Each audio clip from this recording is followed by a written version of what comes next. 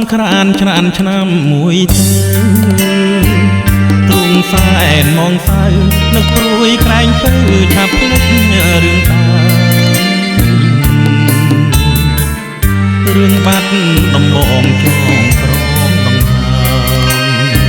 មកាលជួបស្រីឆ្នើមរដូវសន្តាមកាលរីស្ងួន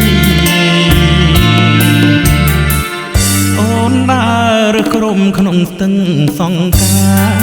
រយ៉ាងដូចដួងខែពលគូនមានស្នេហ៍នេត្រាភុនរីហាត់ថាใจលហកកំរំសាបងគុណមិនណាយក្លិនខ្លួនឆោមឆាយរេសំហាញ់ស្នេហ៍ចិត្តត្រកអើយកុំបាច់គូអីនៅក្នុងលោកីស្រីល្អគ្មានទេមានតែរំដួលដងស្ទឹងសង្ការដែលខ្ញុំលួចស្នេហ៍ទួងរយខួបខែក៏នៅចាំចូល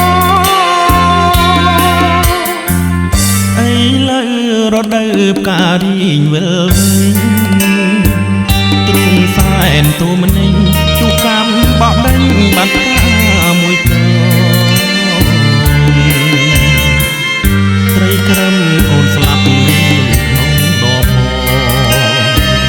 លីខិតនួនល្អបងទុកទ្រពខ្នងដេកស្លាប់ក្នុងភ្នំ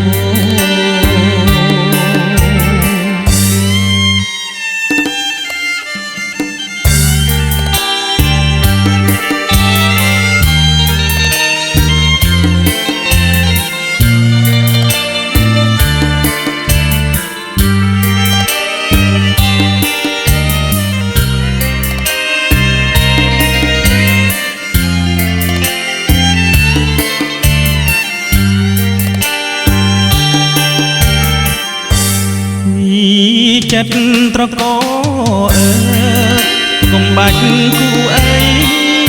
នៅក្នុងលោកីស្រីល្អគ្មានទេមានតែរំដួលដងស្ទឹងសង្ការដែលខ្ញុំលួចស្នេហ៍ទួងរយខួបខែក៏នៅចាំចូល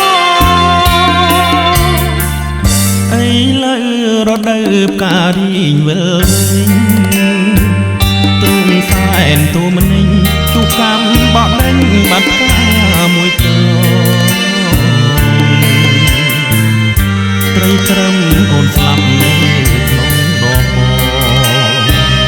លីខិតនួនល្អបងទុកទ្រពខ្នងដេកស្លាប់ក្នុង